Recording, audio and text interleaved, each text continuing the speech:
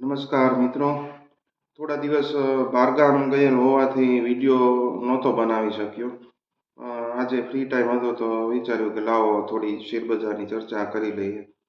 તો શેરબજારમાં મેં 2 મહિના પહેલાં પહેલો એપિસોડ બનાવ્યો ત્યારે જ તે વાત કરેલી કે ભાઈ શેરબજાર ક્યાંય ભાગી જવાની ગણતરીમાં હોય એવું લાગતું નથી, અને આજે 2 મહિના પછી પણ એ જ માહોલ છે. અત્યારે તો એકચ્યુઅલી માર્કેટમાં સાફ સફાઈ ચાલી રહી છે એમ કહી શકાય.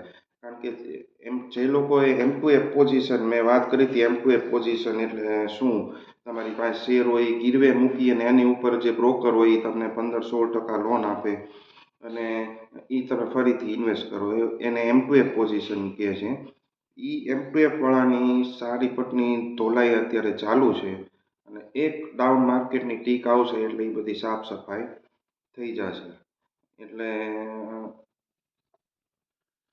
બીજું કે છેલ્લા થોડા સમયમાં રિટેલ પબ્લિકે 27,300 કરોડનું વેચાણ કરેલું છે, જે લગભગ કોરોના પછી પહેલીવાર વેચાણનો ફિગર રિટેલ પબ્લિક તરફથી વેચાણનો ફિગર આવ્યો છે, જે ખરેખર નવાઈ પમાડે એવો છે. કારણ કે અત્યાર સુધી લગભગ સવા વર્ષ સુધી રિટેલ પબ્લિક પૈસા ધીમે ધીમે નાખતી જ હતી. હવે એ કંટાળી સવા વર્ષે કે આમાં તો કાંઈ રિટર્ન નથી, એટલે માર્કેટમાંથી, સેકન્ડરી માર્કેટમાંથી શેર વેચી અને માણસો અત્યારે પૈસા પાછા ખેંચી લે છે.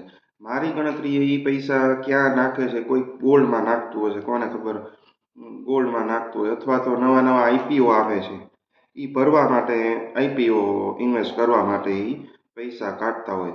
પણ 27,300 કરોડનો સેલિંગનો ફિગર એ બતાવે છે કે માણસો હવે ખરેખર કંટાળ્યા છે.